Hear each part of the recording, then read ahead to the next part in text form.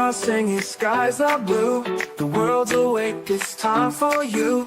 Start it right, you know it's true. Anson in the morning. Good morning. It's Anson in the morning. It's Monday. I'm here. You're there. Let's do this. All right. So I didn't know what I was going to talk about today, as I usually don't do now that I'm not scripting every show. You know, I'm just here doing my shit. And I guess taking my wife to work this morning, I was listening to the news. And I guess we're bombing Iran. And now they're talking about maybe boots on the ground and this and that. And man, I'll be honest, I just don't know. Like, I don't know. Is this a good thing? Is this a bad thing? They're like, well, we're going to take care of all of the, what do you call them? All of the, their nuclear missiles. But I thought Trump said that the last time we bombed them, we got rid of them all. So I don't know. It doesn't make sense to me. Plus now, I guess like other countries are getting involved with stuff. Kuwait, who I thought was our ally, I think they still are, accidentally shot down one of our planes or a couple of our planes, like by mistake. Dude, this is not good news for anybody. Dude, so I'm watching the movie Lord of War, Nicolas Cage, right? And it makes me think, you know, you got all these countries that are battling with each other. And you get one side that buys the guns from somebody. And then you get the other side that buys the bullets from the same guy. So whenever we get a war like this, it makes me wonder if it's just all about the money. Like, did we really need to go after Iran right now? Yeah, I know that they're hurting their protesters. It's not a good thing. But aren't there other ways to do that aside from sending bombs over and starting what could potentially be another world war? I mean, I got boys that are 12 years old, almost 13, twins. And I'm thinking, man, like, what happens if there is another big war? Now, all of a sudden, my kids are drafted? Because I know there's a lot of young people these days that they wouldn't make it in the military. You know, they don't join up on their own. So what do? You enact a draft and then you get all these young kids going, well, now I'm scared as shit. And I'm sure it's not going to escalate into a global war. I mean, I hope not. But I don't think that we are, I don't think we're on the brink. I mean, we always have these wars like this. Is it a detraction for the elections coming up? I don't know. I know that, you know, whenever there's a war and there's an election coming up, the president usually does pretty good. So is that what this is? Is this just a war for election points, or is it money? I don't understand why. I mean, maybe it's just me. I just don't know. So, yeah. And by everybody who's in the chat, hi guys, good morning. Salud. All right. So I did watch the State of the Union address, so you didn't have to. And I'm going to tell you, man, I was disappointed by both sides. It really sucks that this is where we are in politics.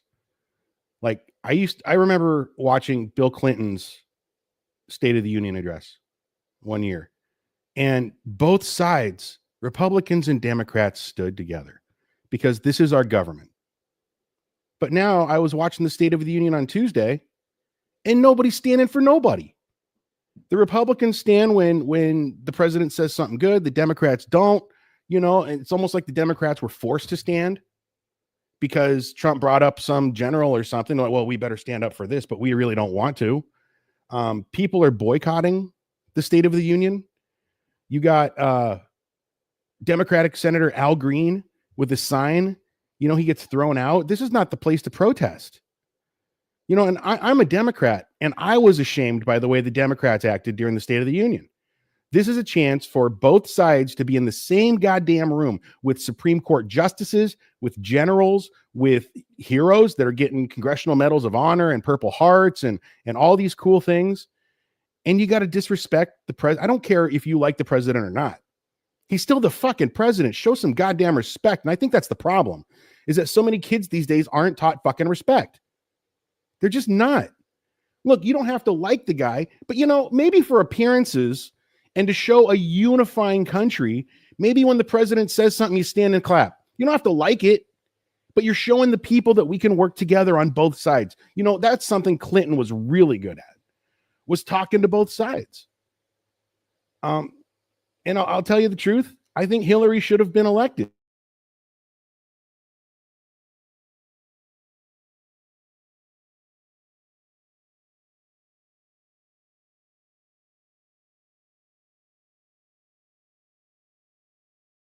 See, the government don't like when I start talking about shit. No, I'm just kidding. I've got shitty internet here, but I've got some FiOS coming here in a couple of days. I'm going to fix these goddamn lag problems. Anyway, I just think that the country needs to come together, and nobody wants to make it happen. Nobody. They're like, oh, Democrats should boycott the State of the Union address because of what Trump does and shit like that. Bullshit. He should show up, be a part of this country. Don't be another part of the problem in the divisions. Now, I'm not a real political guy, but I watch what's going on because it's interesting to me. And I'm sitting there watching all of this stuff, and I'm looking at some of the people in the audience of the State of the Union, and it's just, like I said, there's nobody that stands out. There's nobody that sticks up for, like, oh, this is going to be a good president. This is going to be somebody who unifies the country. I don't give a shit. I don't know anymore. Maybe I just need to stop caring about it. It's almost become like watching The West Wing, but in real life. Only problem is it's got real fucking consequences. Oh man, put a little tequila in the coffee, goes down smooth. But it also gets me yucky. And I'm sorry, guys. I'm not usually a hateful person. I'm not really a political person. It's just, I don't know. It's in my life. It's in my face. And sometimes I like to watch the shit and see what's going on. But let's see what's going on in Spicy's life. I've been doing some home repairs. That's kind of been fun. I am not a handyman at all. So like I had to fix a leak under the sink, and it took me what YouTube said was going to take me, an hour and a half. It took me all day. I just can't do that shit. I tried to fix a dishwasher. And they're like, hey, what's the worst that could happen, right? You give it a shot, and it's already broken, and I still broke it more, so it doesn't work. Doing a lot of work around the house. It's been interesting. Retirement's been fun. It gets a little bit boring. Last week, my wife was off work. Well, she worked from home last week, so that was okay. It was good. Jacob and I, if you guys have been following PNF Studio stuff, the Fat and Spicy show has come to an end. If you guys didn't watch last week's show, we are going to be reformatting into something different. So I will give you guys the update on that as soon as it all becomes current. Right now, we're just still in the writing and planning stages and all of that. Today's show is not going to be a long one. Like I said, I got to do a show every Monday. It's got to happen.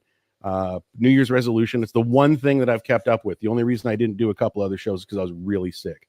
But I'm starting to kind of get over that hump. I don't know what the fuck I got. I don't know if you guys have had this sickness, but it's like I was snotty, I was fevery, I was body achy, coughing, like every symptom of the flu, but they said I didn't have the flu. I didn't have COVID. They didn't know what the fuck I had.